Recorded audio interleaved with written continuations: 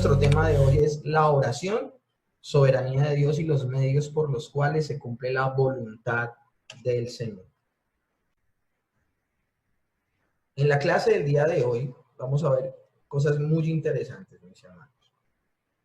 Y como lo hemos visto en las parábolas que vimos semanas atrás, desconocer el carácter de Dios, como lo vimos en la parábola de la viuda y el juez injusto, pero también desconocer nuestra condición respecto a Dios, al Dios Todopoderoso, al Altísimo, como lo vimos en la parábola de el publicano y el fariseo. Desconocer cualquiera de estos dos tópicos nos puede llevar a distorsionar peligrosamente los propósitos de la oración. Y es por tal motivo que a través de la reflexión que vamos a tener el día de hoy de la palabra, veremos puntualmente, uno, qué es la oración; dos, qué es la soberanía de Dios; tres, cómo es posible que éstas confluyan para que se cumpla la voluntad de Dios. Porque a veces se piensa que son contradictorias el hecho de pensar que Dios ya decretó todo desde antes de la fundación del mundo, es decir, que todo lo que va a suceder ya está escrito, y de alguna manera a veces las personas, al familiarizarse con la doctrina de la soberanía de Dios y el decreto de Dios, a veces las personas como que pierden la fuerza y la intención de orar porque creen que como ya Dios decretó todo, pues qué poder tiene la oración en medio de un plan que ya fue hecho completamente desde antes de la fundación del mundo. Entonces, por esa razón hoy vamos a ver qué es la oración, qué es la soberanía de Dios y cómo es posible que estas dos confluyan para que se cumpla la voluntad de Dios. Vamos a ver cómo sí es posible que coexistan estas dos verdades sin que sean contradictorias. Todo esto con el propósito en mente de no caer en los dos grandes errores en la praxis de la oración que han afectado profundamente la comunión con Dios en la vida del creyente. Y esas dos prácticas incorrectas son las siguientes. Primero, el yo decreto y Dios obedece. Se ha vuelto muy famoso al día de hoy esta práctica al interior de las iglesias, donde las personas decretan y declaran lo que necesitan de parte de Dios y creen que al declararlo y al reclamarlo, Dios lo va a hacer. Se apoyan en textos como en el nombre de Jesús, o todo lo que pides en oración creyendo, el Señor te lo dará, o todo lo que pidas al Señor en su nombre, Él te lo concederá. Obviamente textos sacados de su contexto, porque hay que leer todo el pasaje y todo el contexto de lo que está queriendo decir el escritor bíblico para entender por qué llega a esa conclusión. Entonces, la primera práctica es decretar y ordenar a Dios a través de la oración, indicándole lo que supuestamente debe hacer.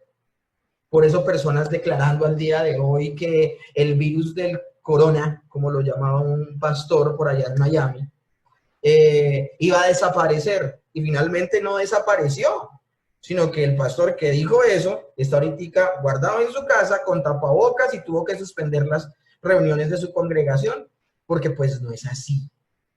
Pero esta práctica es muy popular al interior de la iglesia y lastimosamente desdibuja completamente el carácter de Dios, como también le da unas proporciones completamente terribles a la verdad de la criatura.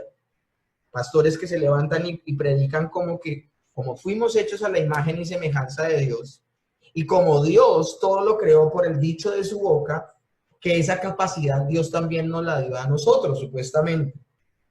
Un pastor de una iglesia también por allá en el norte de América decía que nosotros podríamos autodenominarnos como Jehová Junior, porque así como Dios creó todo con el dicho de su boca, nosotros también tenemos el poder de darle forma a nuestra realidad, decretando, declarando lo que va a suceder. Entonces, si yo me declaro sano, me sano.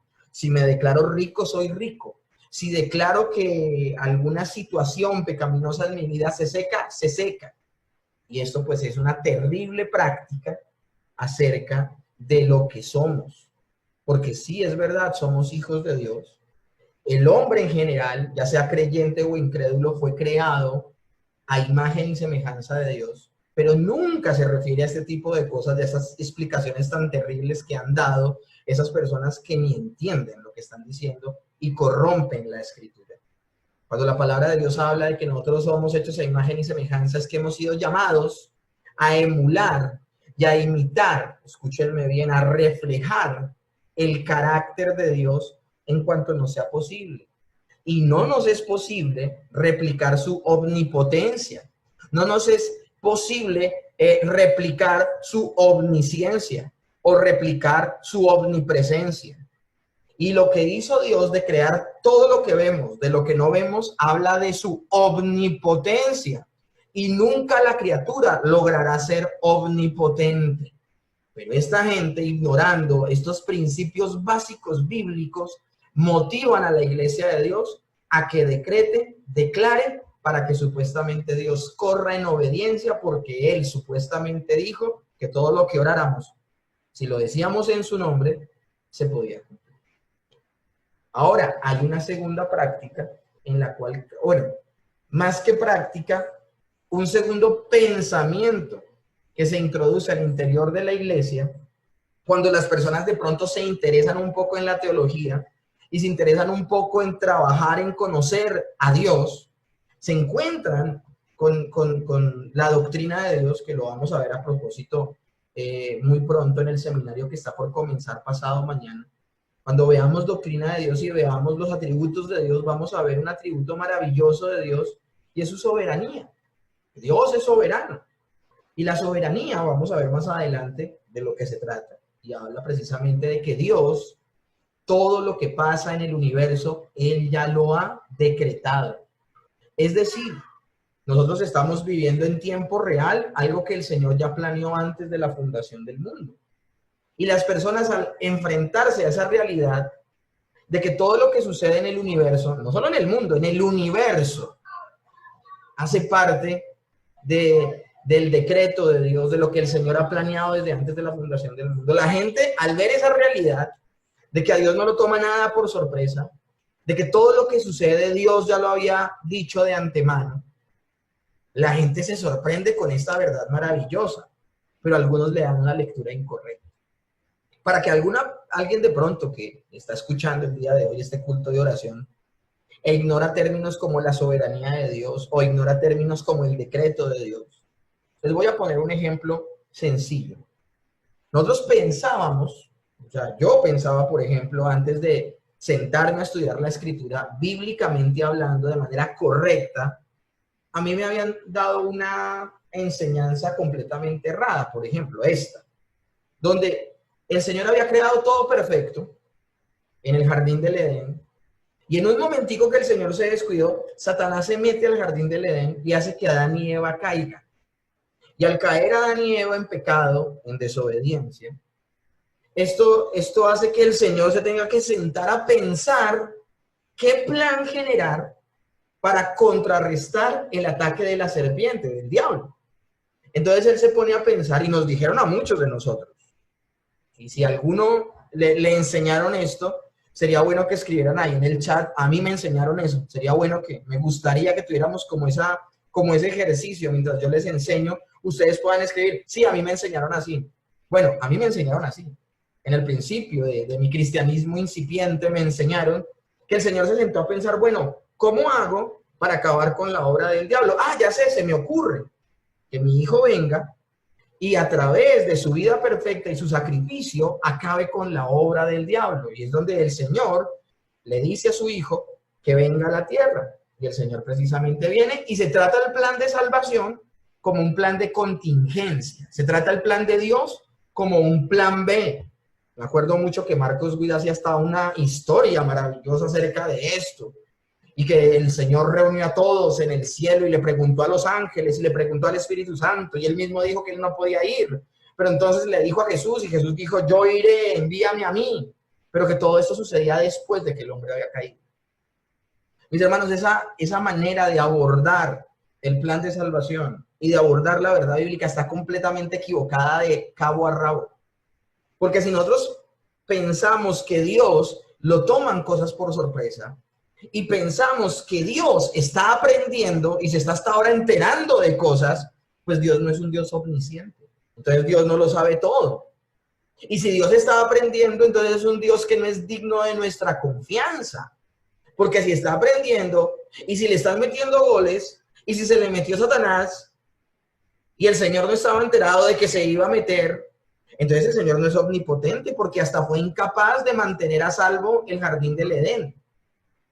Entonces esta manera de pensar que se encalleció en nuestras vidas por mucho tiempo, y hasta se hacían historias y se cantaban conciertos en torno a esta fábula que es completamente falsa, no emerge de las Escrituras. Entonces uno, ¿qué hace como maestro de un seminario o pastor de una iglesia? Uno le predica a las personas sobre la soberanía de Dios. Y les predicamos que desde antes de la fundación del mundo, el Señor no solo sabía y había decretado, y había decidido que iba a crear al hombre, sino que también había decidido que ese hombre en algún momento iba a caer. Y también había decidido que ese hombre que caía, él iba a crear un plan de salvación para salvarlo. Ahora, el que cae es el hombre. El que peca es el hombre. Pero nada toma por sorpresa a Dios. Y siendo tan bondadoso Dios, desde antes de la fundación del mundo, él ya había creado un plan de salvación para salvar a los hombres a través de ese plan de salvación. Es decir, antes de la fundación del mundo, el Señor le dijo al Señor, le dijo, dice la palabra, dijo el Señor a mi Señor, siéntate a mi diestra hasta que ponga a tus enemigos por estrado de mis pies. El Padre le dijo al Hijo, Jehová le dijo a Adonai, como lo predicaba yo el domingo pasado en la iglesia. El Padre le dice al Verbo, tú irás y salvarás a muchos de la humanidad. ¿Cuándo fue esto? Antes de que el Señor dijera, sea la luz, y fue la luz. Eso se conoce como el pacto eterno de salvación. El Señor lo decidió desde antes de la fundación del mundo. Pero les tengo noticias, mis hermanos. No solo el Señor decidió el plan de salvación desde antes de la fundación del mundo. ¿Alguien podría decir dónde dice eso? Apocalipsis. Si no estoy mal, el capítulo 13, el verso 8. Capítulo 13, verso 8, creo que es así. Si no, alguien me ayuda y también por el chat pueden escribir el texto. Habla del Cordero de Dios que fue inmolado desde la fundación del mundo.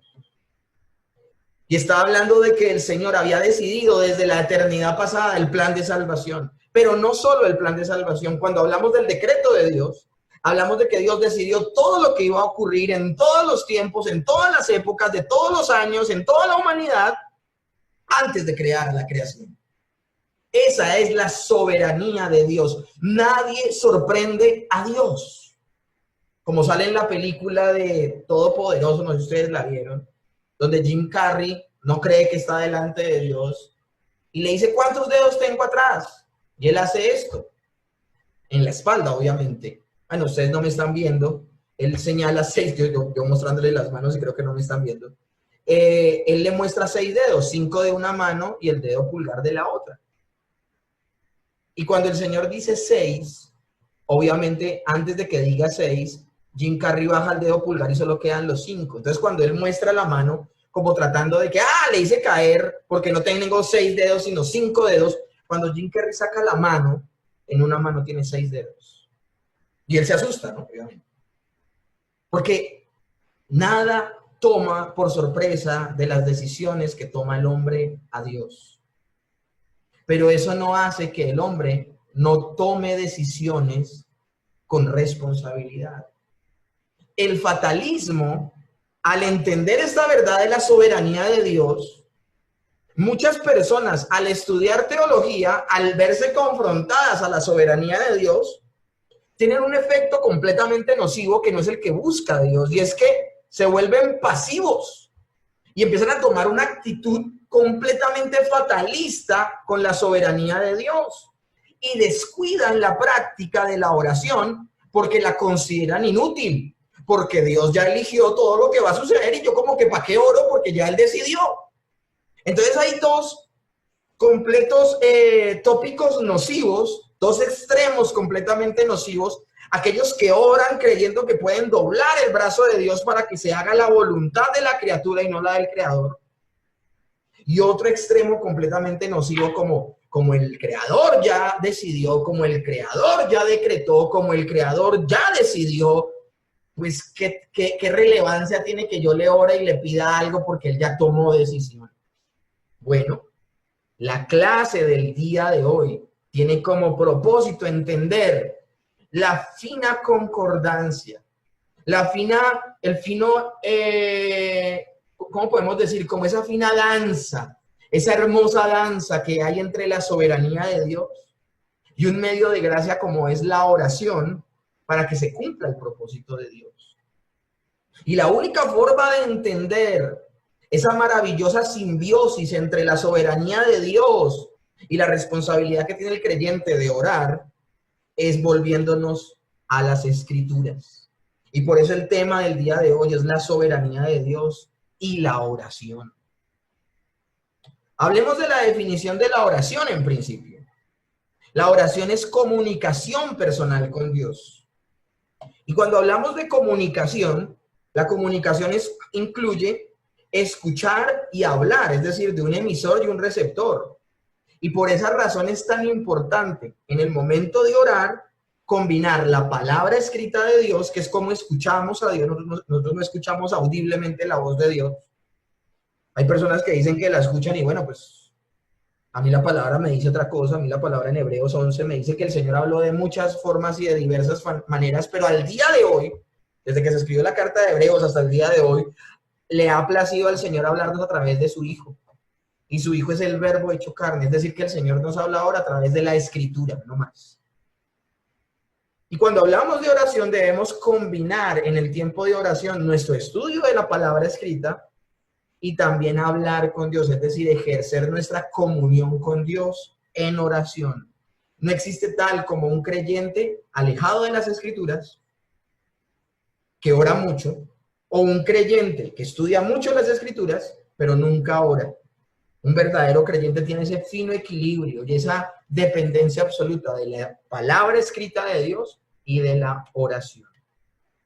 ¿Por qué Dios quiere entonces que oremos? Primero hablemos de por qué no quiere que oremos. La oración no se hace para que Dios pueda enterarse de lo que necesitamos, pues Dios es omnisciente y sabe todo lo que necesitamos. Mateo 6:8 dice, porque su Padre sabe de qué cosas tienes necesidad antes de que ustedes se las pidan. Entonces, no es que le damos a entender al Señor lo que necesitamos. Más bien, la oración es un mandamiento para que Dios sea glorificado. Primera Tesalonicenses 5:17 dice, orad sin cesar. Y Mateo 6:9 dice, ustedes pues orarán así. Padre nuestro que estás en los cielos, santificado sea tu nombre.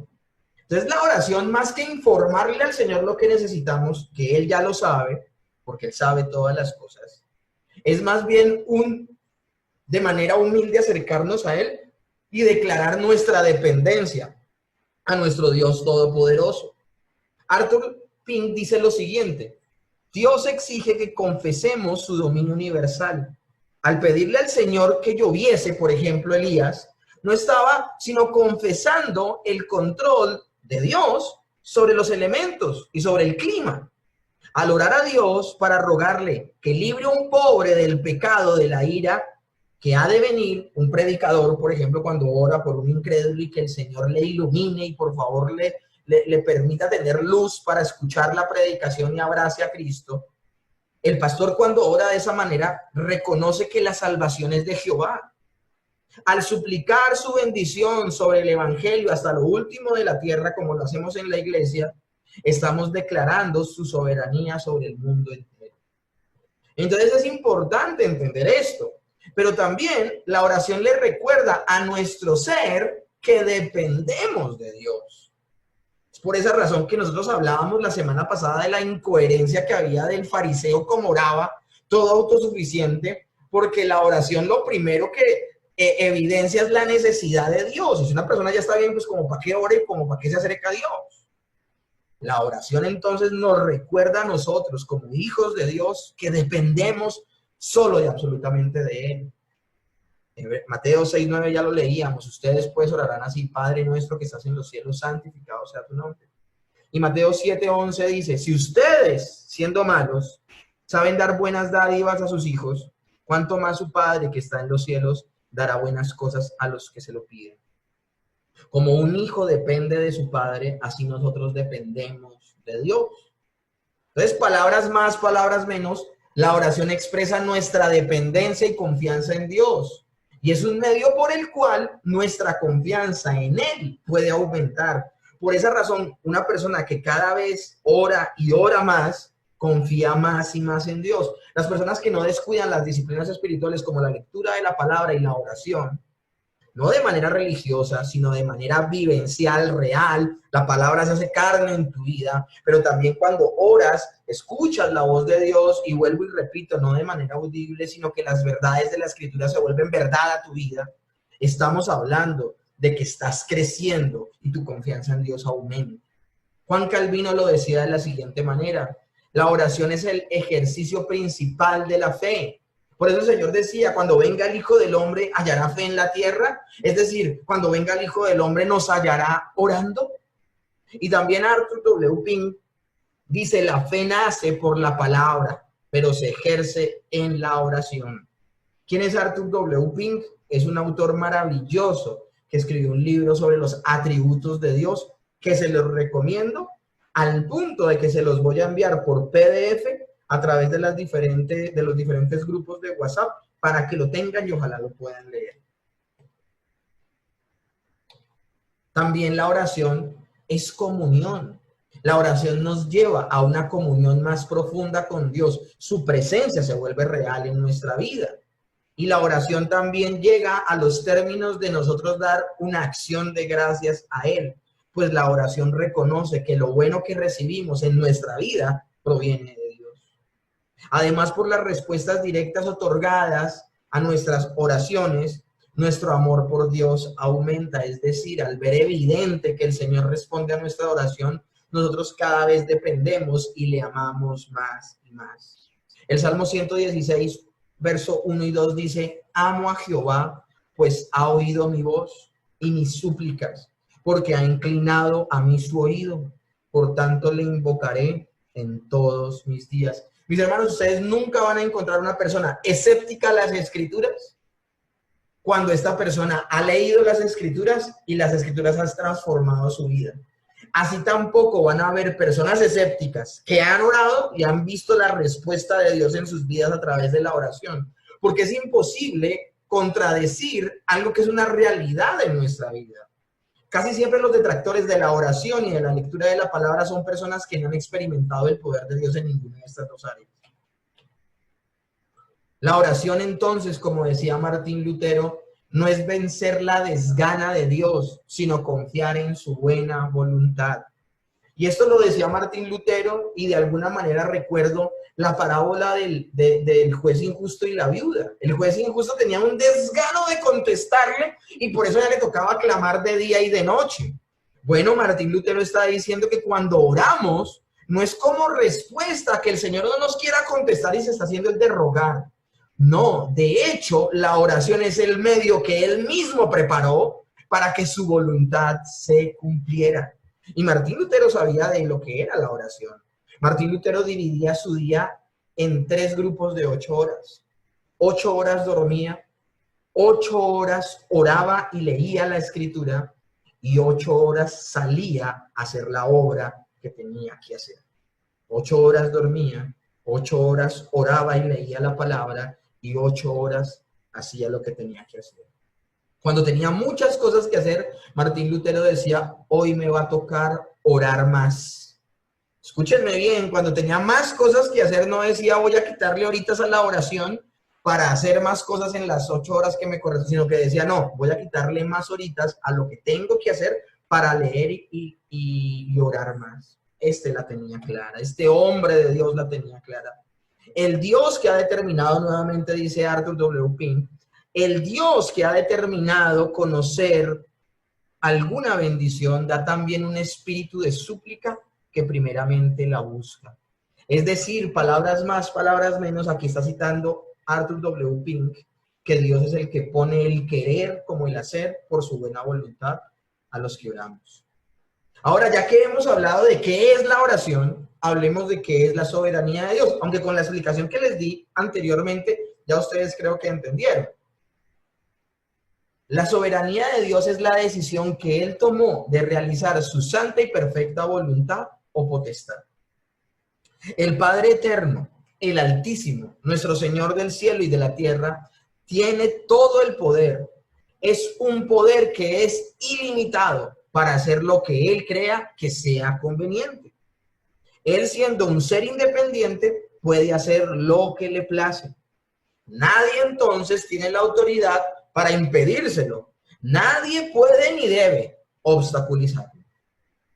Si Dios entonces ha predestinado todo lo que sucede y Él es soberano y Él controla todos los acontecimientos, entonces es válida la pregunta que se hacen los fatalistas, pero no la respuesta que ellos mismos se dan.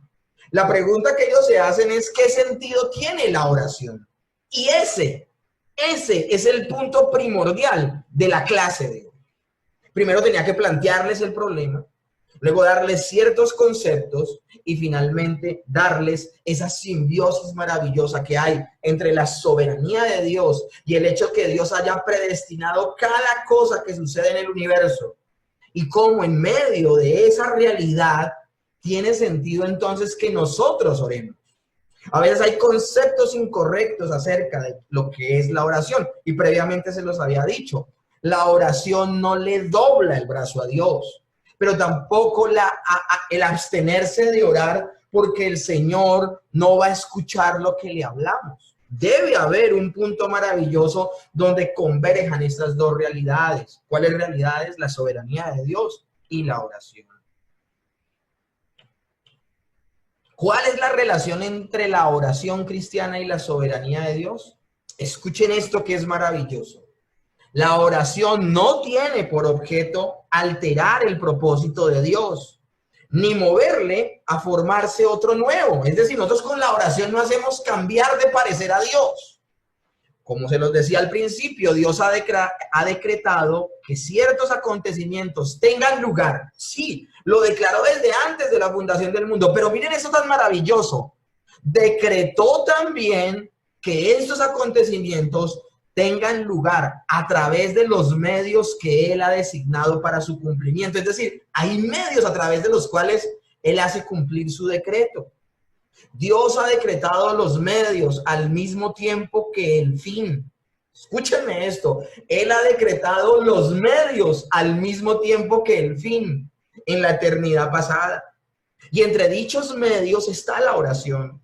Aún las plegarias de su pueblo están incluidas en sus decretos eternos. Palabras más, palabras menos. Algo está sucediendo, una enfermedad, un hijo que se niega a conocer la fe.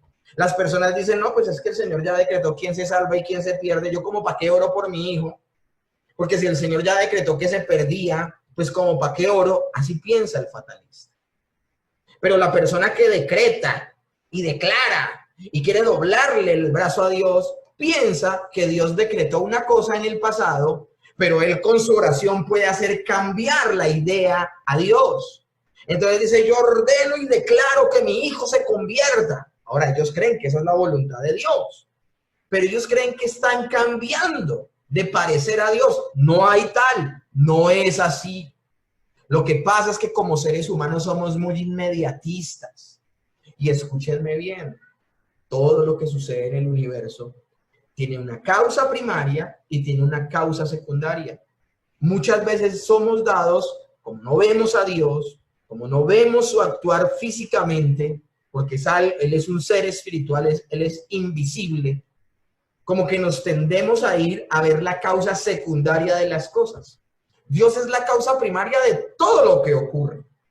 Y si mi hijo o mi hija, que no conoce de Dios, y lo he visto rebelde y que contradice lo que dice Dios, y lo veo apático a su voluntad, yo me afano y me apresuro al decir que la voluntad de Dios es que ese hijo nació para perderse. Yo no conozco, y a Dios le puede tomar toda una vida salvar a una persona. Ahora, eso yo no se lo digo a los que les predico, porque esa persona puede pasar la calle y lo puede atropellar un carro y se puede morir sin Cristo. Pero técnicamente Dios no tiene afán con las personas en cuanto a qué. En cuanto Él sabe lo que ya va a suceder. Él ya ve en el mismo tiempo el pasado, el presente y el futuro. Dios no está sujeto al tiempo. Dios creó el tiempo. Somos nosotros los que estamos sujetos al tiempo.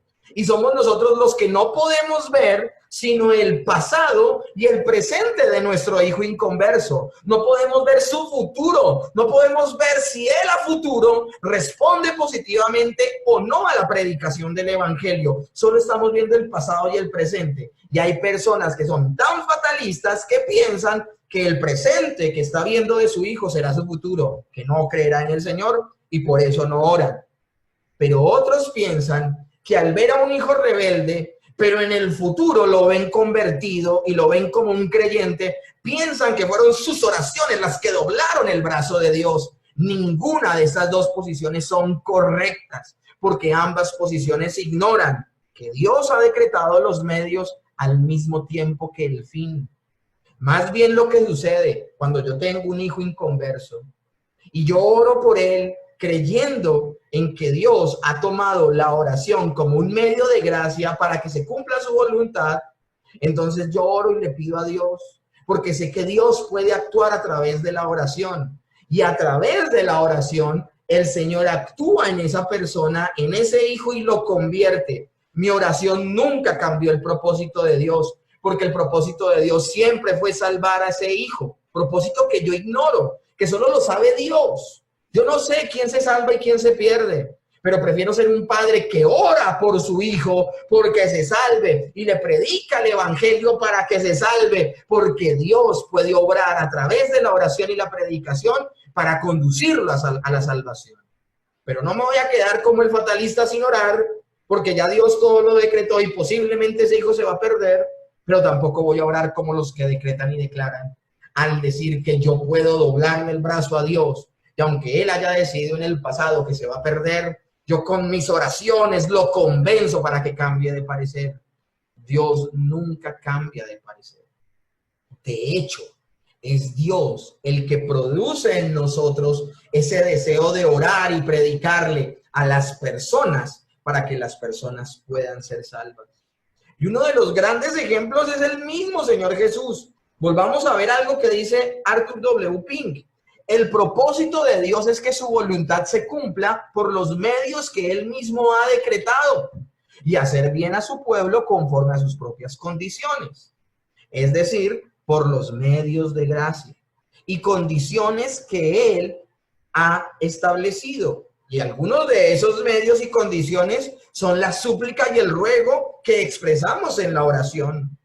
¿Acaso el Hijo de Dios, es decir, nuestro Señor Jesucristo, no sabía con certeza que después de su muerte y resurrección sería exaltado por el Padre? Miren, escuchen esta pregunta.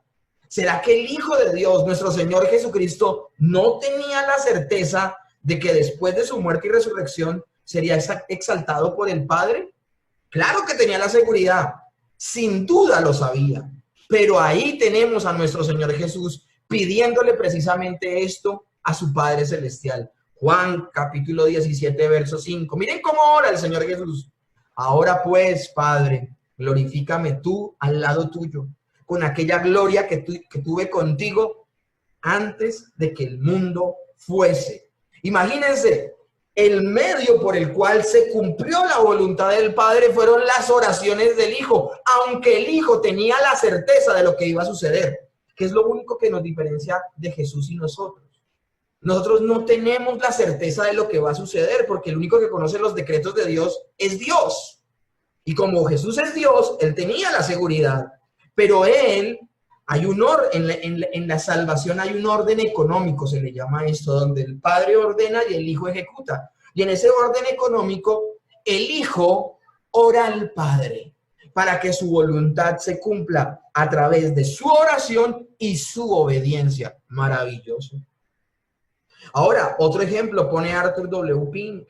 ¿No sabía igualmente el Señor Jesucristo que ninguno de los suyos perecería?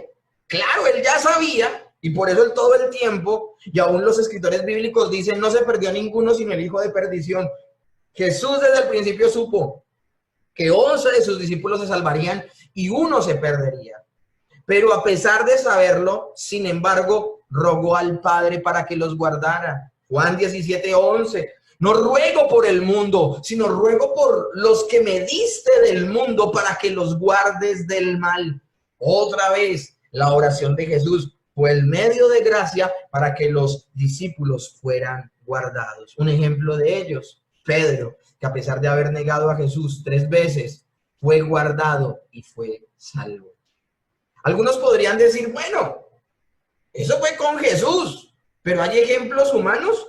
Claro que los hay, mis hermanos. Y con esto termino, para que podamos orar el día de hoy. El caso de Ana, primera de Samuel, capítulo 1, verso 10. Ana estaba muy triste y lloraba mientras oraba al Señor. Le hizo una promesa a Dios: Señor Todopoderoso, mira lo triste que estoy. Acuérdate de mí. No me olvides. Si me concedes un hijo, te lo entregaré a ti. Será un nazareo. No beberá ni bebidas embriagantes y nunca se cortará el cabello. Esto es impresionante, mis hermanos, y quiero que presten atención porque esta es la recta final de la clase del día de hoy. Dios, desde antes de la fundación del mundo, decretó todo lo que iba a suceder. Y entre todo lo que iba a suceder, decretó que iba a nacer un hombre llamado Samuel, que iba a ser el mejor de los jueces de Israel, el mejor de todos, el que iba a hacer la voluntad de Dios, el que no iba a caer ninguna palabra que Dios dijera en tierra, porque iba a ser una persona de testimonio. Ningún juez actuó con el temor de Dios, la obediencia y en la consagración que actuó Samuel. Ya Dios lo había tenido determinado desde antes de la fundación del mundo. Pero ¿cuál es la realidad que está viviendo la mamá de ese hombre que se ha declarado desde antes de la fundación del mundo por decreto de Dios que nacerá? La condición real de esta mujer es que es estéril, es que no puede tener bebés, es que a su esposo Elcana le vale que ella sufra por eso. ¿Y ella qué hace? Una mujer piadosa. Como Dios es el que produce el querer por el hacer, el querer como el hacer, perdón. Y como Dios no solamente declara los decretos o el decreto de Dios desde antes de la fundación del mundo, no solamente decreta el fin, sino que también decreta los medios a través de los cuales se va a cumplir esa finalidad que Él ha determinado desde antes de la fundación del mundo. Es Dios quien pone en el corazón de Ana orar como ora. La insatisfacción de Ana de no poder tener un hijo, ¿de quién venía? De Dios. ¿De dónde viene el temor de Dios de Ana? ¿De dónde viene que ella vaya hasta Silo y ore en la casa de Dios? ¿De dónde viene todo lo que hace Ana? Y de hecho, ¿de dónde viene que Ana ore como ora? Le hace una promesa al Señor: Señor Todopoderoso, mira lo triste que estoy, acuérdate de mí. No me olvides. Si me concedes un hijo, te lo entregaré a ti. ¿Acaso Samuel no había sido desde antes de la fundación del mundo consagrado para ser profeta del Señor y su siervo? Pero aquí vemos a esta mujer determinando en ese momento real que se lo va a dar al Señor en consagración. Será nazareo. ¿Y qué significa nazareo? Que no se iba a cortar nunca el pelo, que no se iba a acercar ni a animal ni a hombre muerto, que no iba a tomar nada de alimentos fermentados, ni siquiera del fruto de la vid, que iba a ser consagrado y apartado para Dios. Eso es ser nazareo. Como lo fue, por ejemplo, Sansón. Y pues lastimosamente Sansón, terriblemente ese ejemplo. Pero Samuel fue un hombre consagrado al Señor. Dios lo había determinado desde antes de la fundación del mundo. Si alguien que desconoce la soberanía de Dios y cree en esto de decretar y declarar, donde cree que con las oraciones hace que el Señor cambie de parecer, lo que va a ver es que Dios no decidió todas las cosas desde antes de la fundación del mundo. Y que el Señor sencillamente decretó que esta mujer era estéril. Pero esta mujer, al orar tan incesantemente, declaró que iba a dejar de ser estéril para ser fértil. Y oró para que dejara de no tener hijos. Y oró y tuvo un hijo como Samuel. Y toda la carga y toda la gloria se la va a llevar ¿quién? La mujer. Pero yo no veo eso en Ana. Yo veo en Ana una dependencia completa. Yo no veo a una persona erguida diciéndole a Dios lo que tiene que hacer. Yo veo a esta mujer diciendo: mira lo triste que estoy. Acuérdate de mí. No me olvides. Y miren esta parte tan importante. Si me concedes un hijo. Ella no está declarando, declaro que tendré un hijo. Ella está sujeta a la voluntad de Dios. Si es tu voluntad que tenga un hijo, haré esto con este hijo. Aún la promesa que hace está condicionada a la voluntad de Dios. Si a ti te parece, yo haré esto. Pero tanto su actitud humilde como la promesa que hacen proviene de Dios, que mueve su corazón a que actúe de esa manera. ¿Ana es un títere de Dios? Para nada, porque Ana no ha dejado de ser Ana. De hecho, Ana no está actuando en contra de su voluntad. A Ana le duele no tener un hijo. A Ana le duele no poder darle hijos a su marido. Pero de alguna manera ella conecta su maternidad con el servicio a Dios. Ella no está pensando en su realización personal como mujer, está pensando en la gloria de Dios, está pensando en que ese hijo sirva al Señor. De hecho, está pidiendo un hijo para no quedarse con él. Todo esto viene de Dios y eso es pedir conforme a la voluntad de Dios. Ella no. Si alguien toma este texto para corroborar el declarar y el exigirle a Dios, está muy equivocado, porque esa no es la actitud de Ana. La actitud de Ana es humilde y siempre condicionada a la voluntad de Dios. Lo que pasa es que la voluntad de Dios se cumplió a través de la petición de Ana.